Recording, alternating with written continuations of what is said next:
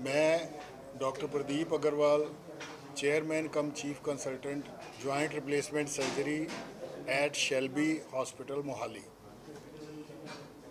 मैं पिछले 2 साल तो इस हॉस्पिटल काम कर रहा। इस तो पहले 5 साल मैं पारस हॉस्पिटल पंचकूला दे विच सेम पोजीशन ते सी। इस एरिए च मैनू काम करते हुए 42 ईयर्स हो गए है। एंड मेरा अज की डेट दे विच प्राइमरी काम जिहड़ा नी एंड हिप रिप्लेसमेंट है, प्राइमरी एंड रिविजन। ये नाल असी डिफिकल्ट ट्रॉमा भी, आर्थरोस्कोपी भी, स्पोर्ट्स इंजरीज, ये सारी चीज़ों भी डील करते हैं। एंड समटाइम्स असी शोल्डर रिप्लेसमेंट के केसिस भी करते हैं। ये डिपेंड करता है जी, असी जिहड़े पार्ट यूज़ करते हैं 100% अमेरिकन पार्ट यूज़ करते हैं। किसी भी चीज़ ते क्वालिटी ते असी कंप्रोमाइज़ नहीं करते। कैश दे विच जे तुसी मैनूं पुछो तो ये रेट 3.5 तो 4.5 लाख के विच जाते हैं। इंश्योरेंसिस दे कई बार घट होंदे है, कई बार ज़्यादा होंदे है। गौरमेंट पैनल साडे कोले सारे हैगे है, चाहे वो पंजाब है, Haryana, Himachal, central government, ECHS, इंश्योरेंसिस सारे हैगे ने साडे कोले। उन्हां दे रेट्स अलग होंदे है, वो हॉस्पिटल का एग्रीमेंट हुंदा है। लेकिन एक चीज़ बड़ी पक्की है कि असी जिहड़ा पेशेंट साडे कोले आ गया फेथ दे नाल, असी उन्होंने बगैर ट्रीटमेंट भेजते नहीं कि भी वो को 10-20-50 हज़ार रुपये घट है तो वो नहीं करा पाएगा। देखो एक्सपेंसिव सर्जरीज ने, पार्ट्स भी बाहरों आने हैं, सारा कुछ है।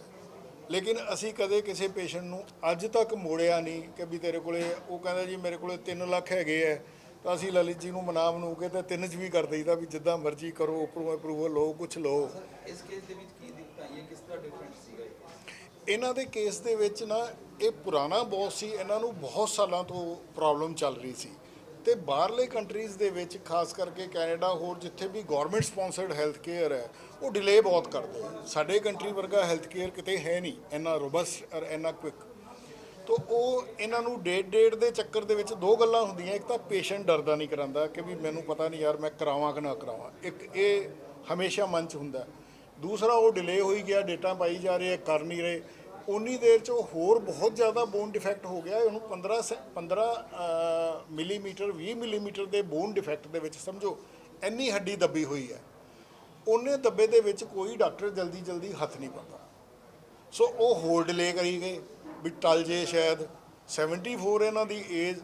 तो वो जब बाला लेट हो गया दैन बंदा सोचता ही है कि यार मैं हुण करा। तो इन्हों की सिस्टर का एक्सपीरियंस हैगा सी, इन्हों दे नैचुरली घरे गल हुंदी है।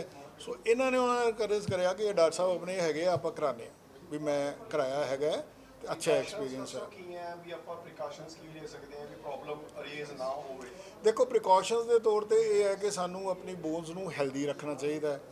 बेस तो बोन है, ਉਹਦੇ ਲਈ ਜਿਹੜੀ डाइट है rich in calcium, vitamin D. साडी डाइट दे विच fresh fruits, vegetables, nuts, non veg ਜਿਹੜੇ ਖਾਂਦੇ ਨੇ ਉਹਨਾਂ 'ਚ प्रोटीन वैसे पूरी हो जाती है। दूजिਆਂ ਨੂੰ सोयाबीन ਦੇ ਨਾਲ ਜਾਂ ਦਾਲਾਂ ਦੇ ਨਾਲ ਇਹ ਕਵਰ ਕਰਨਾ ਚਾਹੀਦਾ ਹੈ। वाटर इनटेक बहुत अच्छा चाहिए क्योंकि कार्टिलेज ਦੇ ਵਿੱਚ 80% वाटर ਹੁੰਦਾ ਹੈ। बेसिकली ਜਿਹੜਾ ऑस्टियोआर्थराइटिस है ये ਡੀਜਨਰੇਸ਼ਨ ਆਫ कार्टिलेज है। आ ਜਿਹੜੇ ਸਿਰੇ ਹੁੰਦੇ ਨੇ ਇਹ ਇੱਦਾਂ ਰਫ ਹੋ ਜਾਂਦੇ ਨੇ। नॉर्मली ये ਇੱਦਾਂ ਹੁੰਦਾ। ਇਹ ਬੋਨ ਹੈ, ਇਹਦੇ ਐਂਡਸ ਤੇ ਕਾਰਟਿਲੇਜ ਹੈ और ये ਵੀਅਰ आउट हो के ਇੱਦਾਂ हो जाती है। सो ਇਹਨਾਂ ਦੇ ਕੇਸ ਦੇ ਵਿੱਚ ਇਹ ਵੀਅਰ ਆउट ਤਾਂ ਹੋਈ प्लस ਇੱਥੋਂ ਦੱਬੀ ਗਈ ਨਾਲ। ਇਹ 15 ਮਿਲੀਮੀਟਰ ਇੱਥੋਂ ਦੱਬੀ, 15 ਇੱਧਰੋਂ ਦੱਬੀ और ਇਹ ਜਿਹੜੇ ਕੰਡਾਈਲਸ ਦੇ ਵਿੱਚ ਖੁੱਬੇ ਪਏ ਸੀ ਥੱਲੇ। So it was a difficult situation. So वो सारा बोन स्टॉक ਨੂੰ बिल्ट करके सानू फिर ਇਹਨਾਂ ਦਾ करना ਪਿਆ। इसका कारण क्या है, इसका पीछे जैसे नीव रिप्लेसमेंट तक बात पहुंचती है, इसका कारण क्या रहता है? देखो कुछ तो ये बॉडी की टेंडेंसी है, जिनको नहीं हो रहा उनको नहीं हो रहा। जो लोग हेल्दी लाइफस्टाइल रखते हैं बट स्टिल 100% प्रिवेंटेबल नहीं। मैं आपको एक फ़िगर शेयर करता हूँ। एक ये 2020 की फ़िगर है। इंडिया में 15 करोड़ लोगों को नी पेन था, नी ऑस्टियोआर्थराइटिस घिसने वाला 15 करोड़। ये 2020 की फिगर है। आज तो ये 15 का 16-17 ही मिलेंगे, जिसमें से 4 करोड़ लोगों को सर्जरी की ज़रूरत थी। ये ऑफिशियल फिगर्स हैं। अब आके आप त्रासदी देखो सिस्टम की। उस टाइम में 1.5 लाख ज्वाइंट होता था पर ईयर, सिर्फ 1.5 लाख। आज तो 4 लाख के करीब होने लग गया। आप देखो कि 4 करोड़ को ज़रूरत है, अब हम कहें कि क्यों नहीं हो रहे, अब 4 तक होने लग गए और हर साल 4-5 लाख और जुड़ जाते हैं उसमें, पॉपुलेशन इतनी ज़्यादा है। अब वो कारण क्या है कि लोगों में अवेयरनेस नहीं है। बहुत सारे लोग ये तो उम्र दे नाल है, कोई नहीं है, तो बुढ़ापा आ गया। It's more than that. ਜਿਹੜੀ ਚੀਜ਼ ਠੀਕ ਹੋ ਸਕਦੀ ਹੈ, ਆਪਾਂ ਕੁਆਲਿਟੀ ਆਫ ਲਾਈਫ ਇੰਪਰੂਵ ਕਰ ਸਕਦੇ ਹਾਂ, ਉਹਨੂੰ ਕਰਨਾ ਚਾਹੀਦਾ। रॉबर्ट जो है, हमें इसकी ना जो पार्ट हम लगाते हैं, अब ये अलग अलग साइजेस में आते हैं, 1 2 3 4 5 6 ऐसे आते हैं। तो ये हमें एक तो प्रॉपर साइजिंग पहले बता देता है भी इस केस में क्या साइज़ एक्सपेक्टेड है, नीचे का ऊपर का, प्लस उसके जो जैसे ये है। अब कंपोनेंट को देखें हम, मैं आपको सिंपली बताने की कोशिश करूँगा। जैसे ये प्लेट ऐसे है, ये प्लेट हल्की सी ऐसे भी हो सकती है और ये हल्की सी लाइक ये वाला पार्ट अगर हम लें नीचे वाला, ठीक है, ये थाई बोन वाला पार्ट है, तो ये पार्ट हल्का सा ऐसे भी हो सकता है, ऐसे भी हो सकता है, या ऐसे भी हो सकता है। तो रॉबर्ट हमें एग्जैक्ट गाइड करता है ड्यूरिंग सर्जरी, ठीक है, कि आपको इसको किस एंगल पे रखना है, ताकि आपकी जो आउटकम है, आपकी इम्प्लांट की प्लेसमेंट है, it is very accurate. Like हम इसको ये कहते हैं कि सब 0 मिलीमीटर, मतलब ये सब 0 मिलीमीटर तक एक्यूरेसी है, ना एंगल में फ़र्क आएगा, ना उसके इम्प्लांट की प्लेसमेंट पे फ़र्क आएगा। सर मरीज को कितने समय तक इलाज के दौरान डॉक्टर की निगरानी में रहना पड़ता है? जैसे सर ये बाहर जैसे फॉलोअप है, इनका केस ऐसा है कि इनको मेरे को 3 महीने निगरानी रखनी पड़ेगी, नॉर्मली 4 से 6 हफ्ते। मेरे पास ऐसे केसेस आते हैं जो 15 दिन के बाद वाकर हमने कहा होता है भी लेके चलो, वो मेरी ओपीडी से छड़ जाते हैं, कहते डॉक्टर रख संता लोड़ कोई नहीं, तू ही रख ले, किसी और नूं दे दी। जैसे बाहर के पेशेंट है, इलाज करा के बाहर चले गए, खासकर जो पेशेंट बाहर से आ रहे हैं, यहाँ से इलाज करा के बाहर लौट गए हैं, उनको फॉलोअप कैसे करते हैं? हम टेलीफोनिकली कर लेते हैं आजकल तो, वीडियो कॉन्फ्रेंसिंग। नहीं, कोई दिक्कत नहीं आती। दिक्कत आ गई, पहले भी तो दिक्कत नाल आए है, फिर फ्लाई कर जाएंगे, कोई गल नहीं, या मैनू बुला लैणगे, असीं जा बढ़ांगे। पर साडा थोड़ा जिहा लिमिटेशन है, असीं उत्थे जाके कुछ कर नहीं सकते। सो ही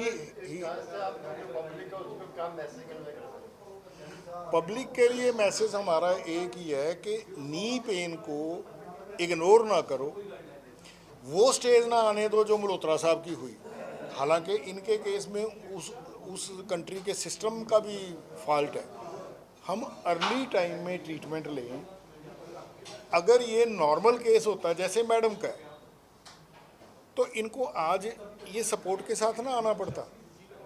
ये इसीलिए करना पड़ रहा है सारा कुछ कि इनका बहुत डिले हो गया। सो अर्ली टाइम में पेन में ट्रीटमेंट सीख करो। अर्ली स्टेज में कुछ फूड सप्लीमेंट्स होते हैं, कोलेजन्स होते हैं, बढ़िया diet, vitamin D, calcium, yoga, pilates, planks, बहुत सारी चीज़ें हैं। फिर आपने सुना होगा विस्को सप्लीमेंटेशन होता है, इंजेक्शन होते हैं ग्रीस के। ये सब चीज़ें टू सम एक्सटेंट काम करती हैं। और मैंने आपसे जैसे शेयर करा ना कि 15 करोड़ लोगों के खराब और 4 करोड़ को चाहिए सर्जरी, तो बाकी 11 करोड़ तो वैसे ही ठीक हो रहे हैं ना, दे आर मैनेजिंग, उनको सर्जरी की ज़रूरत नहीं है। सो इनमें हम डॉक्टर के पास विज़िट करके एवेल्यूएट करा के हेल्दी लाइफस्टाइल अपना के कुछ सप्लीमेंट्स लेके, आपने सुना होगा ग्लूकोसामिन, कॉन्ड्राइटिन, जिसके बच्चे बाहर हैं वो सारे एयरपोर्ट तो चक के 1-2 शीशियाँ पेरेंट्स नहीं लैके आ रहे होंगे हैं। So they do work but in early stages. तो अर्ली स्टेजिस ਦੇ ਵਿੱਚ ਜੇ ਆਪਾਂ ਕਾਰਟਿਲੇਜ ਨੂੰ ਪ੍ਰੋਟੈਕਟ ਕਰ ਲਾਂਗੇ ਤੇ ਉਹ ਸਟੇਜ ਆਏਗੀ ਨਹੀਂ ਅੱਗੇ। लेकिन कुछ लोगों को ज़रूरत पैनी पैनी है। बट दो मैं बताता हूँ आपको।